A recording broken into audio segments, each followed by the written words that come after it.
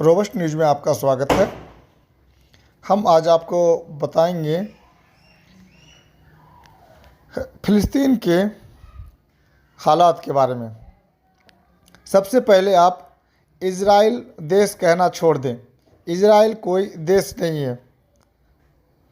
आज से 75 साल पहले, अप्रॉक्सीमेटली 75 ईयर्स एगो, 75 साल पहले, जब यहूदी लोगों में 17 जातियां हैं जिनमें से एक है यहूनी, तो इन जातियों के लोगों को, जिनमें 6 बिलियन के करीब लोगों को हिटलर ने गैस चैम्बर में डालकर सड़ा दिया और मुट्ठी भर लोगों को हिटलर ने कहा कि देखो, हम यहूदियों के दिलों में रहम है, इसलिए मैं तुम्हें छोड़ देता हूँ। तो बने रहेंगे चैनल में। हम आज आपको पूरी बात बताएंगे फ़िलिस्तीन का। तो जब यहूदियों में यहूनी को पूरे संसार में लोग खोज खोज करके यहूदी लोग मार रहे थे, ऐसे ही समय में अंग्रेज़ों ने, जैसे ब्रिटिश सरकार ने, ये दिमाग लगाया कि इन्हें छोड़ दिया जाए ऐसे जगह में जहां विवाद लगे रहे, और उन्हें ज़बरदस्ती फ़िलिस्तीन की ज़मीन में बसा दिया गया। जब फ़िलिस्तीन की ज़मीन में ज़बरदस्ती बसा दिया गया तो एक छोटे से जगह में वो बसा और फ़िलिस्तीन के लोगों को ऑक्यूपाइड करने लगा। OCCUPIED, ऑक्यूपाइड यानी कब्जा होना। वो कब्जा करने लगे। वो धीरे धीरे धीरे धीरे कब्जा करते करते वो एक बहुत बड़ा लैंड ग्रेबर बन गए। LAND, लैंड, GRABER, लैंड ग्रेबर यानी ज़मीन हड़पने वाला। और उन फ़िलिस्तीनी लोगों को मारने लगे और ज़मीन हड़पने लगे, मारने लगे और ज़मीन हड़पने लगे। इस तरीके से फ़िलिस्तीन के 75% जगह पे इन यहूनियों ने, इन यज़दी लोगों ने, ये जेविस लोगों ने, इन्हें JEWIS, इन्हें जेविस भी कहा जाता है, यहूनी भी कहते हैं। यह जेविस, यहूदी, जायोनिस्ट, इस तरीके से आप किसी भी नाम से इसको समझ सकते हैं। फिलहाल ये लैंड ग्रेबर हैं, यानी ज़मीन हड़पने वाला। तो ये फ़िलिस्तीन की ज़मीन को हड़प लिया अप्रोक्सीमेटली 75%, और जो 25% जगह है उनमें इन्हें एक ओपन जेल यानी खुली जेल के तरह इन्हें रखा। और इन्हीं जेल में एक ऐसा आदमी जिसका नाम है याहिया, उसने आज से 20 साल पहले एक प्लान बनाया और इस प्लान के तहत उसने काम किया, और आज पूरे फ़िलिस्तीन को आज़ाद कराने में कामयाब हो रहे हैं। एक समय था युद्ध होता था, वहाँ सैनिक मारे जाते थे, लेकिन अब ज़माना और वक्त बदल गया है। अब जिसको पूरी दुनिया, जो कि इज़राइल से डरते थे, आज उन्हीं के जेल में रहने वाले एक कैदी ने अपने प्लानिंग से धूल चटा दिया और वक्त बदल गया है। अब एक वक्त था जबकि लोग युद्ध में मारे जाते थे, लेकिन इसने ये चालाकी किया कि 5000 से ज़्यादा इन इजरायली फौजियों को छुपा दिया, इन्हें अपने कैद में रख लिया, और अब इन्हें छोड़ना पड़ रहा है। तो ये छोड़ रहा है इस बाबत, इस तर्ज पर कि भाई मेरा जितना नुकसान हुआ वो नुकसान दो और नुकसान की भरपाई करो और अपना बंदा वापस लो। आप ऐसे इस बात को आप समझ सकते हैं कि 1947 में हिंदुस्तान के लोगों ने आज़ादी की लड़ाई लड़ी, अंग्रेज़ों को खूब धुलाई किया, तो अंग्रेज़ लोग इस देश से छोड़ के भाग गया। लेकिन जो लोग मरा उन मरने वालों को तो कुछ मिला नहीं, उसकी भरपाई हुआ नहीं, लेकिन एक याहिया नाम का कैदी जो कि इज़राइल के कैद में रहा, 20 साल कैद में रहा, और उसने जेल में ही रहकर इब्रानी भाषा सीखा। एक्चुअल में, वास्तव में, हकीकत में जो यज़दी लोग हैं, ये लोग हिब्रू भाषा बोलते हैं और इब्रानी भाषा बोलते हैं, लेकिन ये जेल में रह के उन इब्रानी भाषा को सीखा और फिर इसने प्लान बनाया, और प्लान के तहत उसने अपने आइडिया के तहत ज़मीन के अंदर सुरंग बनाया, क्योंकि उन्हें पता था कि हमारे पास हवाई जहाज़ से लड़ने के लिए, बमबारी से बचने के लिए यही काम में आएगा। और इसने ज़बरदस्त प्लानिंग की, और इस प्लानिंग के तहत फ़िलिस्तीन को और गाज़ा स्ट्रिप को या पूरे फ़िलिस्तीन को आज़ाद कराने का ठाना, और इसने 7 अक्टूबर को इस मुहिम को छेड़ा। ये आप लोग जो न्यूज़ देखते हैं, न्यूज़ को देखने से पहले उसकी ऑथेंटिसिटी भी चेक किया कीजिए, क्या न्यूज़ देने वाला सही न्यूज़ देता है।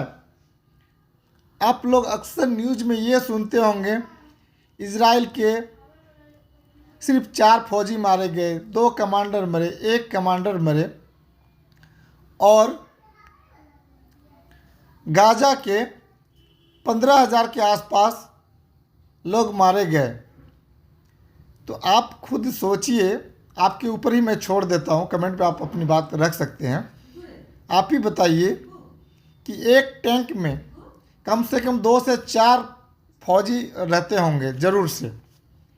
अगर 10 टैंकों को डेली अगर वो उड़ा रहे हैं, तो आप कैलकुलेट करके देखिए, अगर 4 के हिसाब से देखेंगे तो 40 मरेगा, 2 के हिसाब से देखिए तो 10 मरेगा, अगर एक टैंक में 1 हो तो कम से कम 10 मरेगा, तो सिर्फ 2 किस हिसाब से मर रहा है।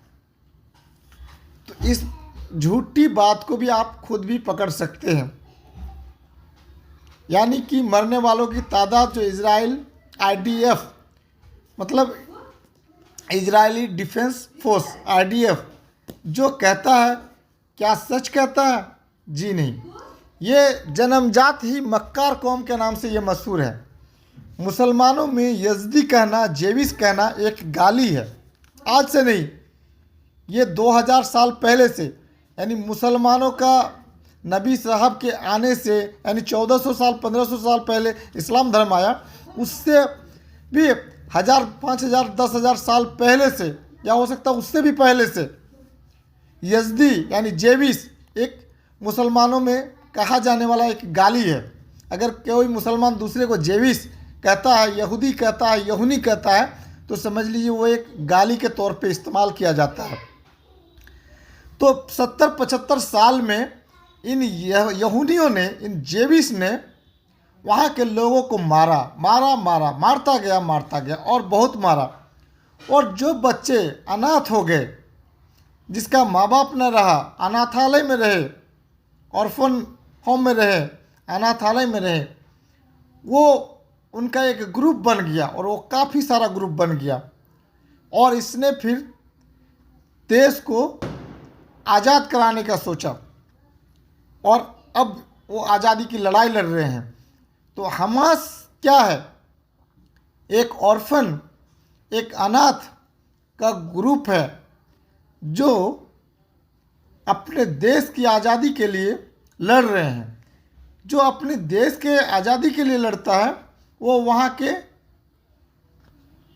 फ्रीडम फाइटर कहलाते हैं, क्रांतिकारी कहलाते हैं। और अंग्रेज़ों के बात करें या यहूनियों के तर्ज पे अगर बात करें तो उसके लिए वो टेररिस्ट हैं, इसलिए क्योंकि वो लैंड ग्रैबर है, वो ज़मीन हड़पने वाला है। वो ज़मीन हड़पने के लिए इतने आतुर हैं, ये ज़मीन हड़पने के लिए इतने आतुर हैं कि उन्हें बच्चे, बूढ़े, जवान इससे कोई मतलब नहीं है। बस उन्हें प्यार है तो ज़मीन से प्यार है। अब ज़मीन से कितना प्यार है वो भी आपको बता दें। और ये अचानक से ये अचानक से इन यहूदियों को इतना मर्डर क्यों करना पड़ रहा है। आपको एक बात बताते चले कि जापान, हिरोशिमा और नागासाकी यानी जापान पे जितना बम गिराया गया था उससे डबल बारूद का इस्तेमाल ये 46 दिनों के अंदर गाजा पर हो चुका है और अभी भी कंटिन्यू बम गिराया जा रहा है। इसके पीछे का कारण है कि अमेरिका अपना हथियार जो बेचता है और उसका सबसे लेटेस्ट जो हथियार है F-35 जो फाइटर जेट है, उनको किसी देश ने, मैं नाम नहीं बताऊंगा, उनको किसी देश ने हाईजैक कर लिया या उसके पथभ्रष्ट कर दिया, उसका रडार से कनेक्शन डिस्कनेक्ट कर दिया। तो $1 करोड़ का 1,000 करोड़ डॉलर का F-35 को इस तरह से रास्ते से भटका दिया गया। तो टेक्नोलॉजी काफ़ी हाई हो चुका है। ऐसे में OIC organisation of Islamic state जो है, OIC जो आजकल होम्योपैथिक बयान देते हैं गाजा की लड़ाई पर, होम्योपैथिक बयान देते हैं और अपना हिफाजती में पड़े रहते हैं, छुप कर पड़े रहते हैं। तो ये मटन बिरयानी और चिकन बिरयानी खाने में व्यस्त हैं। ये 58 देश इसी अमेरिका से ही हथियार खरीदते हैं। लेकिन F-35 जो कि आज से ठीक 70-80 दिन पहले रडार से भटक गया था, उस टाइम से ही बेचारे बाइडेन साहब के सिर में दर्द हो गया कि आखिर हमारा F-35 को अगर किसी ने रडार से भटका दिया है तब हमारा हथियार तो अब बिकेगा नहीं। हथियार अब किसका बिकेगा? तो एक मोटा सा पेट वाला किम जोंग, उनको नाम जानते होंगे।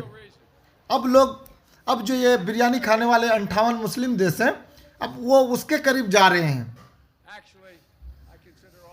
और दूसरा जा रहे हैं चाइनीज, चीन के तरफ। शी जिनपिंग, आपको याद दिला दें, जो मोदी साहब के साथ झूला झूले थे।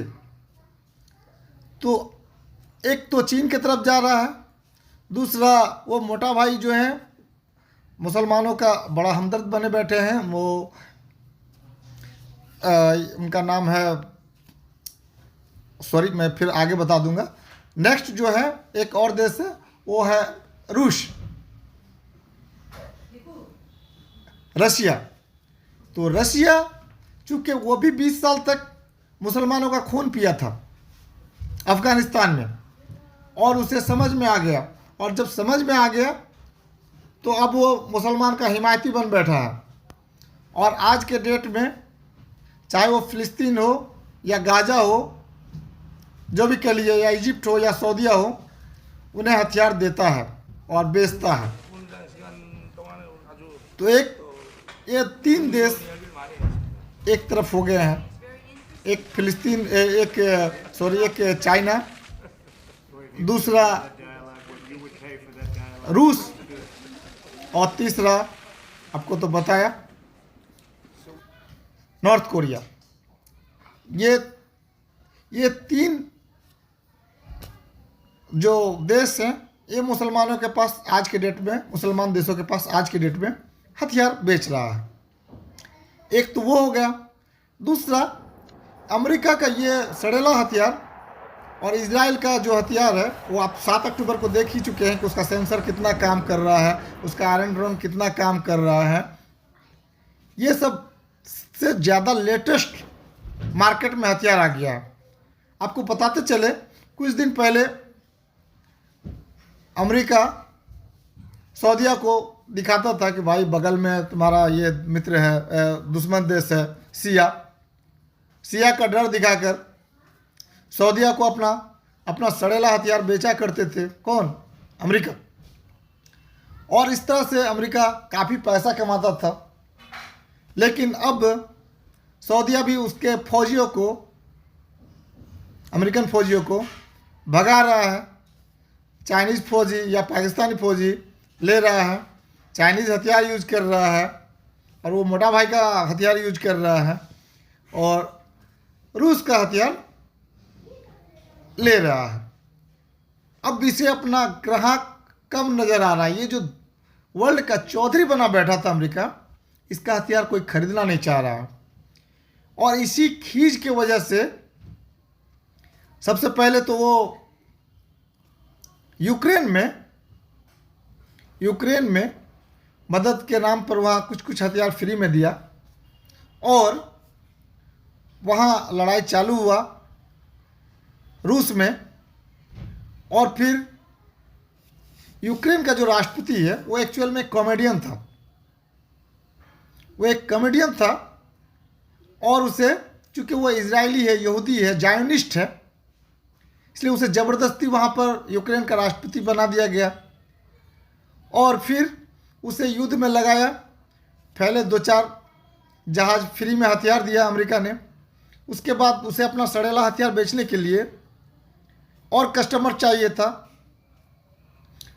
फिर इसे मिल गया, खुद ये इजराइल मिल गया और तो और जब यूक्रेन में लड़ाई हुआ तो गैस वगैरह का समस्या आ गया यूरोपियन देश में। और संजोग देखिए कि जिस गाजा के लिए लड़ाई हो रहा है, जहाँ की सारी बिल्डिंग को कब्रिस्तान में बदल दिया गया, उस ज़मीन के नीचे खरबों रुपया का, खरबों डॉलर का, बिलियन ट्रिलियन डॉलर का गैस भरा पड़ा है, गैस का भंडार पाया गया है। अब इस गैस के भंडार पर अपना कब्जा जमाने के लिए और अमेरिका अपना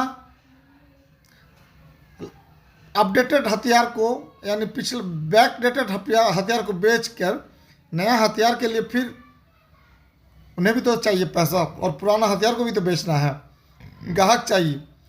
तो ये गाजा की लड़ाई में चाहे वहाँ के सारे लोगों को मार देना पड़े, 22 लाख लोगों को कत्ल करना पड़े, फिर भी कुछ देश ऐसे हैं जो लोगों को मारने पर उन्हें ज़रा सा भी दुख नहीं होता।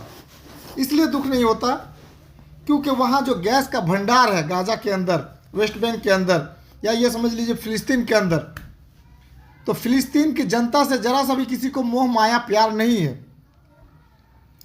ये गोरे चमड़े वाले को, ये यज़दी यहूनी लोगों को, ये जेविस लोगों को, जायोनिस्ट लोगों को वहाँ की जनता से ज़रा सा भी प्यार नहीं है। बस वहाँ की ज़मीन और वहाँ के गैस से प्यार है, जिस वजह से ये 46 दिन से लड़ाई चल रहा है और हो सकता है आने वाला 20 साल तक लड़ाई चले, क्योंकि अमेरिका लिथियम पे कब्जा करने के लिए 20 साल तक अफ़गानिस्तान में लड़ाई लड़ा और अंत में अपना बोरिया बिस्तरा गोल करके उसे भागना पड़ा। उसी तरह से फ़िलिस्तीन के लोग, गाजा के लोग अपनी ज़मीन के लिए लड़ रहा है और जान दे रहा है और कुछ नहीं है। इजराइल यहूदी जायोनिस्ट क्या है? लैंड ग्रैबर है। आप ऐसे बात को समझिए कि आपके घर में कोई पड़ोसी ज़बरदस्ती एक भाड़ेदार को रख देता है और भाड़ेदार फिर आपको एक दिन भगा देता है और उसे पता चलता है कि इस मकान के अंदर करोड़ों का खजाना है। तो बस यही है कि गाजा के अंदर गैस पाया गया है और यूरोपियन लोगों को गैस का आवश्यकता है क्योंकि अभी जाड़ा भी आने वाला है और ये खजाना को लूटने के लिए वहाँ के लोगों को मारा जा रहा है, काटा जा रहा है, कत्लेआम किया जा रहा है। लेकिन इसमें एक दिलचस्प बात है। दिलचस्प बात जानने का ये है कि मुसलमान जो देश हैं 58 के 58 जो OIC के देश, वो पूरे दुनिया में 205 देश है जिसमें 58 मुस्लिम देश हैं। ये मटन बिरयानी और चिकन बिरयानी खाने में बिल्कुल बिजी हैं। जब उसके सिर पर डंडा पड़ता है तभी वो आगे बढ़कर कुछ कहता है, अदरवाइज नहीं। वो बस अपने गद्दी पर बैठा है और होम्योपैथिक बयान देता है, उसकी भी कुछ मजबूरी है, क्योंकि ये चिकन मटन के पीछे व्यस्त हैं। और जो मुस्लिम देश, चाहे वो किसी भी देश में हो, वो ये सोच रहे हैं कि 58 देश या 58 देश हमारा मदद करेगा। ये बिल्कुल आपकी भूल है। आपका समस्या है, आप उसको सॉल्व कीजिए। आप बात को इस तरह से समझने का प्रयास कीजिए। आप सड़क पर गुजर रहे हैं, आपका एक्सीडेंट हो जाता है, तो लोग आपको उठा करके आपको मेडिकल हॉस्पिटल नहीं ले जाएगा। सबसे पहले चेक करेगा कि आपके जेब में कैश कितना है। बाय चांस अगर आपके जेब में कैश नहीं है तो उससे भी कोई उसके प्रॉब्लम नहीं है। आपके मोबाइल कहाँ है, आपके हाथ में अंगूठी कहाँ है, आपके सोने का चेन कहाँ है, सबसे पहले उससे लेना चाहेगा वो। तो कहने का तात्पर्य ये है कि आपका समस्या है, आप जहाँ रह रहे हैं, जिस देश में रह रहे हैं, आप जिस समस्या से ग्रस्त हैं, उस समस्या का आप खुद ही समाधान करें। आपको कोई दूसरा देश या कोई दूसरा आदमी आके आपका सॉल्यूशन नहीं करेगा। आपको अपनी लड़ाई खुद लड़नी है, आपको अपना समस्या का खुद ही समाधान करना है। आज आप 22 लाख लोग एक छोटा सा बंद जेल में, यानी फ़िलिस्तीन में, गाजा के अंदर, गाजा स्ट्रिप यानी एक पट्टी है, चूँकि लगभग कब्जा कर चुका है जगह को इन यहूदी लोगों ने, जेविश लोगों ने, तो इन लोगों ने कब्जा कर लिया। इनके भाड़ेदार ने मकान मालिक को भगा दिया, मरने पर आतुर कर दिया। कहने का तात्पर्य है कि आपको ये 58 जो कंट्रीज़ हैं, मुस्लिम कंट्रीज़ हैं, सब अपने आप में व्यस्त हैं, बिजी हैं। आपके लिए कोई कुछ नहीं कर सकता। आपको अपनी लड़ाई खुद लड़नी पड़ेगी। जिसका एक एग्जाम्पल है, कभी भी आप खबर को देख लीजिए, इंटरनेशनल न्यूज़ को देख लीजिए, आपको सच पता चल जाएगा। खबर को भी देखिए तो ज़रा छानबीन करके, क्योंकि झूठों का अंबार भरा पड़ा है, झूठों का अंबार भरा पड़ा है। आपको सच कहीं से नहीं मिलेगा। सच खबर देखने के लिए आपको काफ़ी मेहनत करना पड़ता है। आपको जो बताएं, हमने जो न्यूज़ दिया, ये काफ़ी इंटरनेशनल जो ऑलरेडी मैदान है गाजा का, जहाँ जो वहाँ लड़ाई हो रही है, वहाँ से आपको निकाल के दे रहे हैं। अब तक 50 से 60 रिपोर्टरों को मार दिया गया है गाजा में। ऐसा कभी नहीं हुआ है कि रिपोर्टरों को मार दिया जाए, लेकिन ऐसा आज के डेट में हो रहा है। कोई भी, ये जो संयुक्त राष्ट्र है, ये भी एक चोरों का गठबंधन बन के रह गया है। और ये जो ह्यूमन राइट्स वाले हैं, ये कहाँ मर गए हैं? अभी आपने ये जेनेवा कन्वेंशन है, वो कहाँ चला गया है? क्या उन्हें दिखाई नहीं दे रहा है गाजा के लोगों को? जी नहीं, बस ये सब बिके हुए हैं और हर कोई अपना जेब, अपने फ़ायदे को देखकर ही आपको न्यूज़ देता है। हमास के लोगों ने जो लड़ने का तरीका अपनाया है वो बिल्कुल अनूठा और अलग है। उसने आईडीएफ के लोगों को, लगभग 20 से 25 हज़ार आर्मी को पकड़कर ऐसे जगह में छुपा रखा है कि अब तक गाजा में जो हालात इन लोगों ने बम फोड़ कर रखा है, कब्रिस्तान बना रखा है, उसकी भरपाई वसूल करने के बाद इन्हें एक एक करके छोड़ा जा रहा है। और इसमें कतर अच्छा रोल अदा कर रहा है।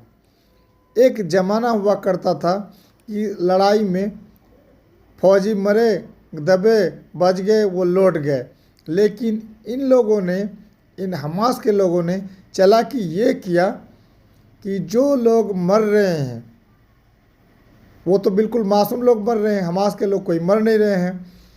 और जो वहाँ की जनता को आज़ादी चाहिए और आज़ादी के लिए उन्होंने कफन बांध रखा है, तो ये नेतन्याहू चूँकि बहुत दिन तक गद्दी के प्यारे हैं और ये हमास को इन्होंने ही पैसा देकर खड़ा किया था, और आज हमास ही इसके गले का हड्डी बन बैठा है। और 25,000 के आसपास IDF इजराइल डिफेंस फोर्स को गुप्त स्थान में पकड़ रखा है, और उसके बदले में अब इतने जो बम फोड़े जा रहे हैं, आज 46-47 दिनों से लगातार जो बम गिर रहा है, इन बिल्डिंगों को जो बर्बाद किया जा रहा है, वहाँ के गैस को खजाने को लेने के लिए ये जो 2-4 देश इजराइल का सपोर्ट कर रहे हैं, उन्हें पैसा दे रहे हैं, चोरी का माल यानी ग्रेबर लैंड, ये ऑक्यूपाइड लैंड, ये जो ज़मीन कब्जा कर रहे हैं, हड़प रहे हैं, बेईमानी कर रहे हैं, और ये गैस पर जो नज़रें गड़ा रखा है, इनसे इनकी अपनी ज़मीन से इन गोरे को भगाने के लिए इन हमास वालों ने इन जिंदा फौजी को पकड़ रखा है, और फिर अब बैठक हो रहा है। अब आप देखते रहिए कि इस बैठक में ये लोग कितने फौजी को छोड़ेगा और ये जंगबंदी कितने दिन चलेगी। ऐसा स्थिति है कि अब तक कम से कम ये 2, 4, 10 दिन, 50 दिन, साल भर नहीं, कम से कम ये लड़ाई 20 साल तक तो ज़रूर चलेगी, और 4 देश तक, 4 से 5 देश तक फैला है। अभी इसका फैलाव अभी और बढ़ेगा, क्योंकि नेतन्याहू अपने फौजी मरने वालों का ये नहीं ब्यौरा नहीं देता। आपको मैंने कैलकुलेशन का भी तरीका बताया है, आप उसको भी देख के आप उसको समझ सकते हैं और ख़ुद भी कैलकुलेट कर सकते हैं कि वो कितना नेतन्याहू सच बोलते हैं। उन्हें गद्दी से इतना प्यार है कि मरने वाले फौजियों की संख्या भी सही नहीं बताता। तो इसमें कतर एक देश है जहां हमास का ऑलरेडी ऑफिस खुला है, उस ऑफिस से फिर उसको डीलिंग किया जाएगा, और ये जो जितने बम गिराया जा रहा है, हमास के निहत्थे लोगों को मारा जा रहा है और तरह तरह से यातना दिया जा रहा है, सबका हिसाब ये हमास वाले निकालेंगे। और आए दिन, पहले तो ये अनाथों का था ग्रुप, लेकिन अब इसमें 60 लाख से ज़्यादा लोग भर्ती लेने के लिए, एडमिशन लेने के लिए हमास के दफ्तरों में आवेदन दे रहे हैं। देखते रहिए आगे क्या क्या होता है। जैसे ही कोई नया खबर आता है हम आपको अपडेट करेंगे। चैनल को सब्सक्राइब कर लें, और अगर आप इंडिया से बाहर से देख रहे हैं और हमारे चैनल को सपोर्ट करना चाहते हैं तो पेपल का अकाउंट दे रखे हैं, आप उस पर अपना राशि दान कर सकते हैं। और अगर आप इंडिया से देख रहे हैं तो भी आप उस पर अकाउंट का नंबर दिया है, आप उस पर हमें मदद कर सकते हैं। Thanks audience, thanks listener.